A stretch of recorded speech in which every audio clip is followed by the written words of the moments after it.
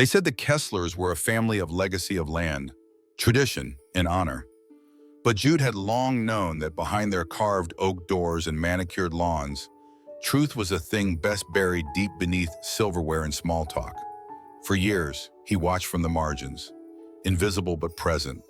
The only trace of him in family portraits was the space left between others.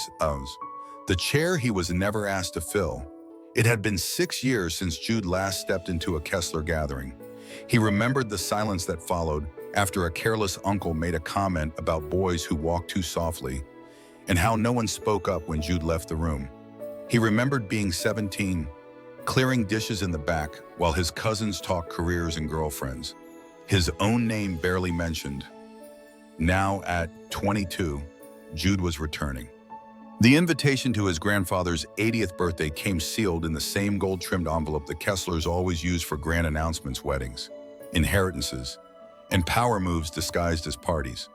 But this one carried more weight. Rumors swirled that Elias Kessler, the family patriarch, would use this occasion to announce the future of the family estate, a tract of New England land older than most American cities, worth millions. And everyone knew he'd never leave it to someone without a proper Kessler image. Jude booked his train ticket anyway. The celebration was held at a restored colonial inn north of Boston, all stone fireplaces and linen tablecloths. Jude arrived quietly, dressed in a navy suit tailored to fit his lean frame. His curls brushed back, a small rainbow pin tucked beneath his lapel barely visible, but deliberate. He greeted no one first. He waited to be seen. The main hall buzzed with polished laughter. Crystal clinked, champagne flowed. Speeches were being prepared, jokes rehearsed. The Kesslers, like always, were performing. Jude scanned the room and found the chair at the end of the table, the one always left empty at family photos, under the guise of symmetry. This year, his name was written on the card beside it. A gesture, perhaps, or a test. Elias Kessler sat at the head. Regal even in age, his snow-white hair was combed with precision, his posture upright. Around him, children and grandchildren moved like satellites, careful not to offend, eager to impress. Jude knew this choreography. He had danced around it all his life. As dessert was served, wine warming conversations into carelessness. A cousin Hayden stood. Jude remembered him as loud, entitled, the type who mistook cruelty for humor. With a smug smile, Hayden raised his glass. "I think it's time we stopped pretending," he said, voice rising over the room's gentle hum. "Let's be honest for the sake of family legacy. Jude's not like the rest of us. He doesn't fit in, and we all know why." Chairs shifted, forks froze midair. Someone stifled a cough. Hayden continued, "Look, I'm not trying to be mean, but if we're choosing someone to represent the Kessler name, maybe it shouldn't be the guy who doesn't even like girls." Just saying. Silence. No one looked directly at Jude, as if eye contact might pull them into the fallout. His mother opened her mouth, then closed it, her hand resting lightly on Jude's wrist. "Maybe we should step outside," she whispered. But Jude didn't move. He reached into his coat and pulled out a small flash drive. His voice was calm, almost gentle. "If I may," he said, standing. "Before I go, I'd like to share something. Just a short video. A memory. Of sorts." He plugged it into the laptop the family used for slideshows. The screen blinked, the speakers clicked, and then came the first recording. To be continued. If this story moved you, don't forget to follow Heart Stories for more powerful, true-to-life tales of courage, family, and healing. New stories every week. The room had gone still, not the kind of stillness that follows a heartfelt speech, but the paralyzing kind that tightens throats and makes air feel thin. Jude didn't look around. He didn't need to. He knew how they were reacting. He had lived in their silence for years. The audio crackled slightly before the voice emerged, faint, casual, a recording from years ago. It was unmistakably Hayden's voice, younger but dripping with bravado. "Dude, it was just that one time." "All right," the voice chuckled. "We were drunk. It didn't mean anything. There was a pause, then another voice, anxious, unfamiliar. "You kissed me. I said it didn't mean anything. You say anything to anyone, and I swear my family will ruin you." Gasps broke out in the room. Forks clinked against plates, and someone dropped a wine glass. No one said a word. Jude simply stood there, the screen still black, the audio still playing. He hadn't planned to reveal it this way, not exactly. But when Hayden stood up and outed him to preserve the family's illusion of control, Jude knew the time for silence had passed. The next clip played without pause. It was from a family reunion years earlier. A man's voice, Jude's Uncle Martin, slurred through the speakers. "She thinks she's so clever, that secretary of mine. Maybe if she wasn't so compliant, I wouldn't have to pay her off." Laughter echoed faintly in the background of the recording, unaware that someone had been standing quietly with a phone, uninvited to the inner circle but always nearby. Jude had never been included in their stories, but he had always heard them. While they whispered behind closed doors and excluded him from photos, they never noticed him in the kitchen, setting napkins, carrying trays, refilling drinks. To them, he was decoration, background noise. That had been their mistake. The third clip was more painful. It was the voice of Aunt Ruth, sharp and cold. "If my daughter ever says something like that again, I'll make sure she regrets it. Talking about not wanting to get married, what does she think this family is, some hippie experiment?" Jude glanced at his cousin, Ruth's daughter, seated near the back of the room. Her eyes were wide, lips trembling. Jude met her gaze only for a moment before the screen went dark. "I have more," he said, not threateningly but plainly. "Years worth. Because when you're constantly ignored, you become good at listening. You learn to record not just voices, but who people really are when they think no one's watching." Someone tried to speak Hayden's father. Perhaps, but Jude raised his hand gently. "No, I won't be interrupted. For once, I'd like to finish a sentence in this family without someone rolling their eyes or walking away." He turned to his grandfather, Elias, who had yet to move, his face unreadable. "I know I'm not the son you imagined would carry the family name. I don't hunt, I don't drink whiskey, and I don't pretend to be someone I'm not. But I've lived among you all long enough to know pretending is your true legacy.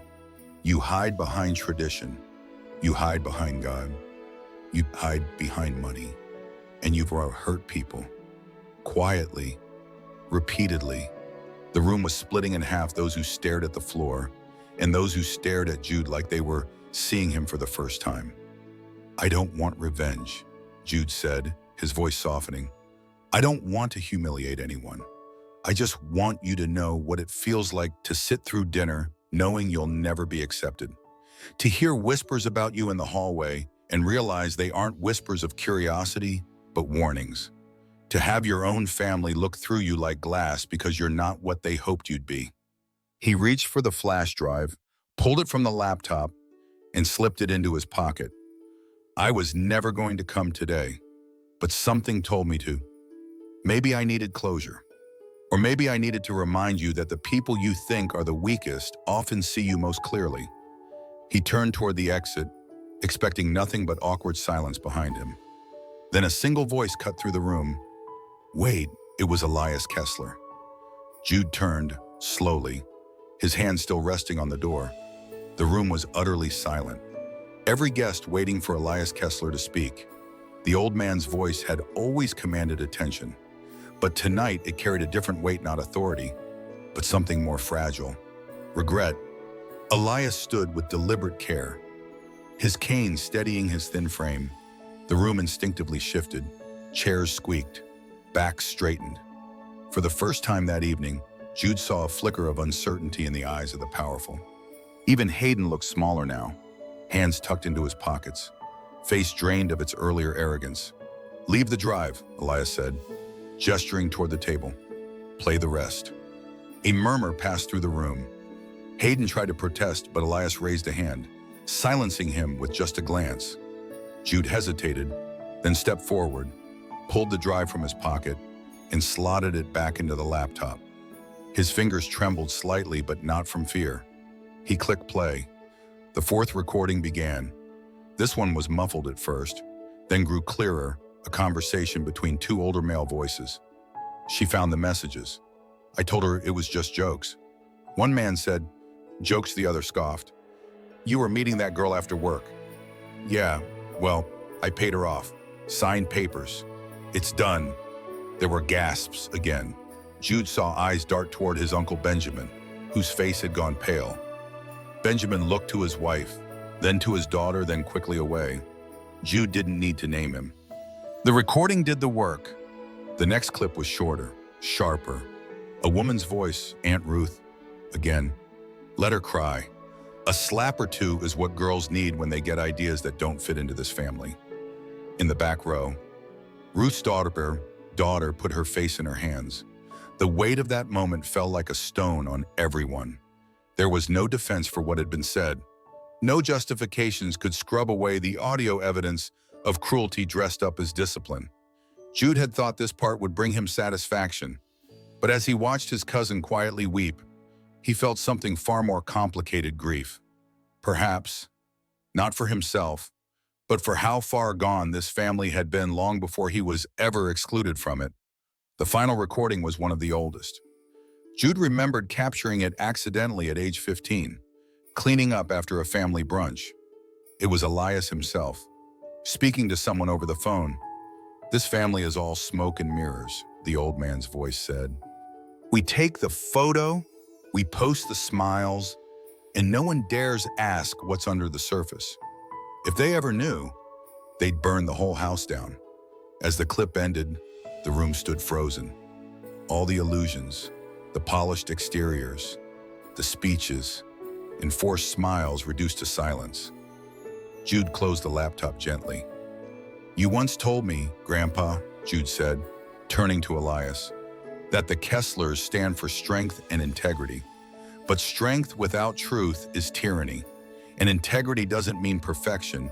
It means the willingness to admit when we're wrong." No one interrupted. No one defended themselves. Jude exhaled slowly and sat down, not at the edge, not in the shadows, but right in his assigned seat at the family table, the chair that had always been left empty. And then something unexpected happened. Elias stepped away from the head of the table, slowly, deliberately. He walked toward Jude, cane tapping softly against the wood floor. He stopped beside him, and without saying a word, placed a hand on Jude's shoulder. Then he turned to the room. "This boy," Elias said, voice steady despite his age, "has more courage than I ever did." A pause on. "Everything you heard tonight, every bitter truth was real. And I let it happen. I let this family run on silence and reputation. But reputation doesn't raise good people. It raises actors." He looked down at Jude. "You did what I never could. You told the truth, loud enough for everyone to hear." There were tears in some eyes now, real ones. No performance. Even Ruth stared downward, hands shaking. And then, the second twist. Elias's voice softened, but didn't falter. "When I was 19, I loved a man. His name was Charles. We met at university. I wanted to marry him, but I knew this family. I knew my father, so I let him go. I buried him under decades of pretending. I thought I was protecting the legacy, but all I did was pass down fear." Gasps broke out again, but they were softer this time. Not shock at scandal, but at the years wasted. Elias took Jude's hand and raised it slightly. "That ends with me," he said, "and the land, the estate I plan to pass on. It belongs to Jude, because legacy is not about who we pretend to be, but who we are when it matters most." A wave of stunned silence washed through the room. Jude didn't speak. There was nothing left to say. He simply nodded, and for the first time in his life, felt the weight of the Kessler name lift rather than crush his chest. The dining hall sat suspended in a kind of reverent disbelief. People who had long believed they understood their place in the family hierarchy now seemed lost, as if the floor beneath them had shifted. The once rigid structure of the Kessler clan, its expectations, its silences, Its unspoken rules had cracked under the weight of truths too long buried. Jude remained seated, not triumphant but still. His hands were folded on his lap, his back straight. He had not screamed. He had not pointed fingers. He had simply played back the words they themselves had spoken. That was enough. Across the table, Hayden stood stiffly, his mouth tight with resentment. But he didn't speak. The sting of his own voice broadcast to the entire family lingered too fresh in the air. Even if he could pretend it wasn't him, the expressions on the faces around him made clear the denial was no longer welcome here. Elias remained standing beside Jude. There was no fire in his eyes, only quiet strength. After a lifetime of commanding rooms, tonight he had chosen a different path, yielding the floor to the truth, to the grandson the family had tried so hard to forget. Elias looked around the room, his gaze passing over each face like a quiet inventory. He had known their flaws. Of course he had. You don't lead a family for decades without seeing what lies behind the smiles. But he had stayed silent, out of fear, out of pride, out of a misguided belief that reputation could shield them from rot. He spoke again, voice clear, words heavy. For years, we've mistaken silence for strength. We've used tradition as a shield to excuse cruelty. That ends tonight. No one responded. The dining hall, once filled with celebration and chatter, had become a sanctuary of reckoning. Jude, Elias said, turning back to his grandson, I want you to know something else. Jude looked up, unsure what to expect next. That man I loved. Elias continued, voice quieter now. He wrote to me once, decades after we parted. I never answered.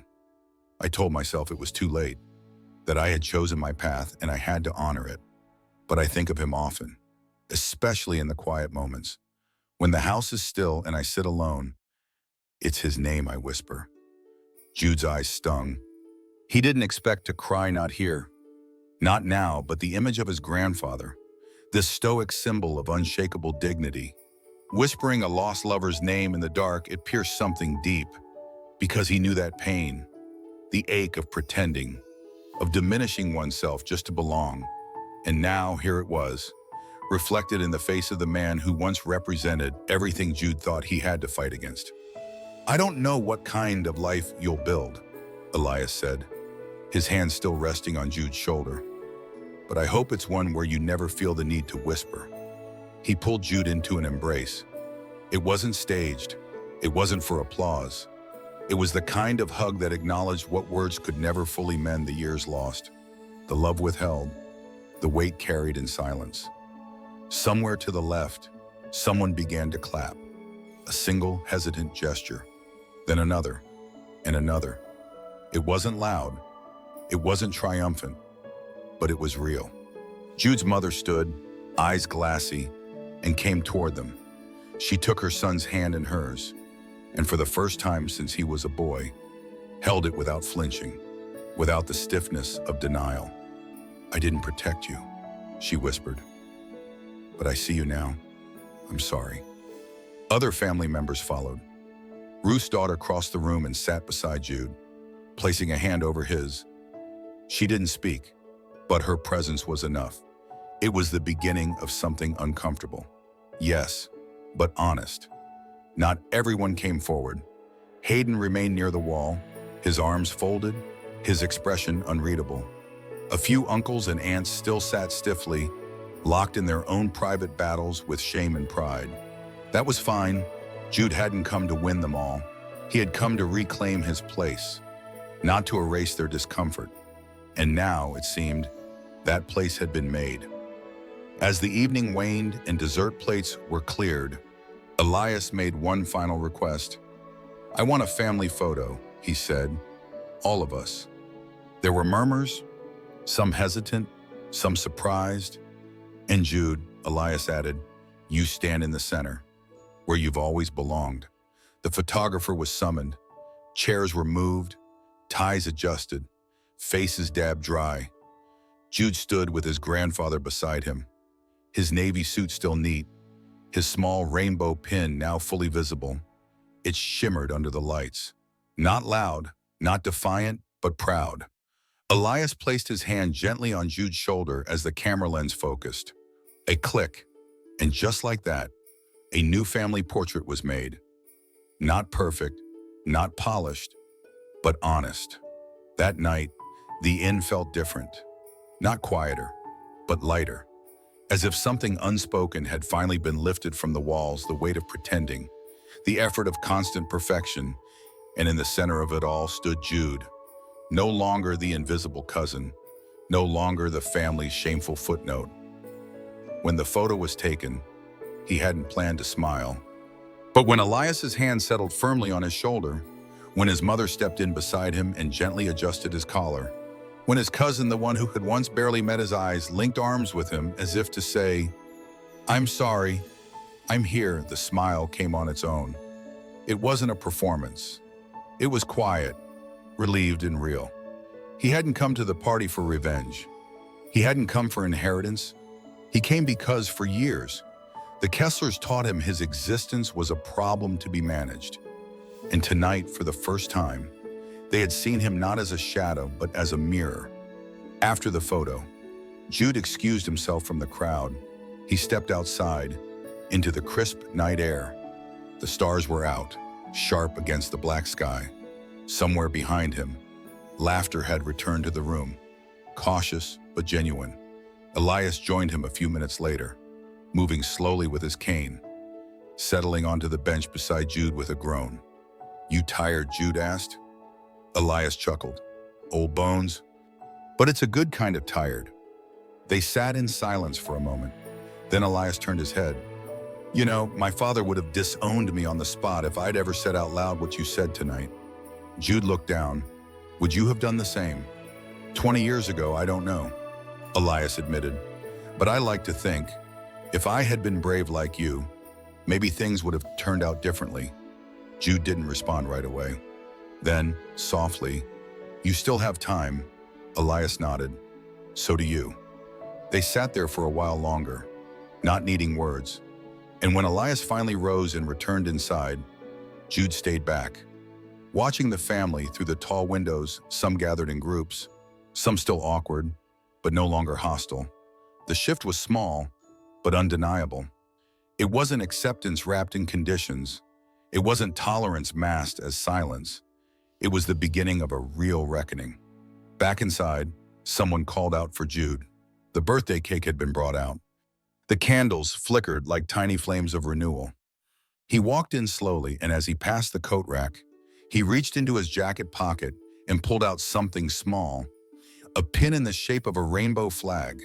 He clipped it not onto his lapel, but onto the hem of the family banner that hung across the fireplace. A few eyes widened. No one stopped him. Hayden saw. So did Aunt Ruth, but neither said a word. They didn't clap. They didn't scowl. They just looked. The pin didn't scream. It didn't demand. It simply existed, a symbol of what could no longer be erased. After cake was served and guests began to slip out into the night, Elias called for one last thing, a new tradition. He said, "Every family photo from now on, Jude, you hold the flag." The photographer raised the camera once more. Jude stepped forward, fingers closing gently around the pin. This time, he stood not just for himself, but for the memory of Elias's long-lost Charles, for his cousin who had been silenced, for his aunt's daughter who had never been allowed to speak, for all the moments of truth that had once been swallowed to protect appearances. He stood for honesty. He stood for visibility. He stood for legacy, not the kind built from land and inheritance, but the kind built from courage.